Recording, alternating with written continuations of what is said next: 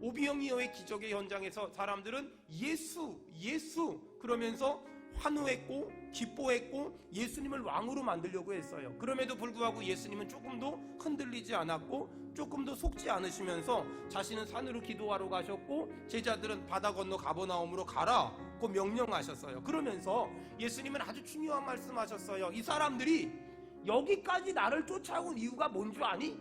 너희가 나를 찾아온 것은 표적을 보았기 때문이 아니야. 먹고 배불렀기 때문이야 라고 말했어요. 예수님을 쫓아다니기만 하면 배부를 거야 라고 본능적인 생각, 육적인 생각만을 가지고 가버나움까지 예수님을 쫓아온 오병이어의 기적을 경험한 사람들에게 예수님 뭐라고 말했냐? 썩을 양식을 위하여 일하지 말고 영생하도록 있는 양식을 위하여 하라. 이 양식은 인자가 너희에게 주리니 인자는 아버지 하나님께서 인치신 자니라.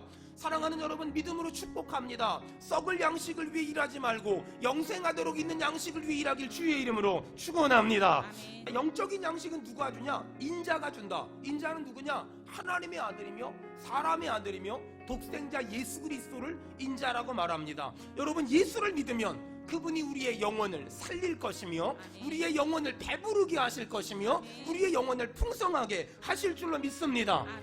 오병이어의 기적을 경험한 사람들이 예수님이 자꾸만 이렇게 자기를 구박하는 것 같으니까 예수님한테 질문을 했어요. 우리가 어떻게 해야 하나님의 일을 할 수 있습니까? 우리가 도대체 어떻게 해야 하나님의 일을 할 수 있습니까? 그랬더니 예수님 명언 중에 명언을 하세요. 28절 다 같이 읽겠습니다. 시작.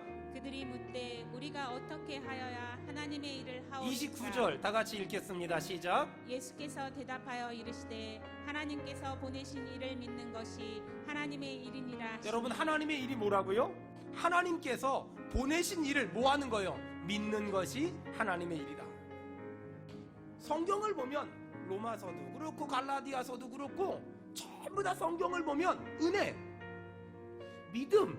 근데 안타까운 건 사람들하고 얘기하다 보면 자꾸만 자신의 신앙의 행위를 강조하고 자신의 신앙의 공로를 강조해요.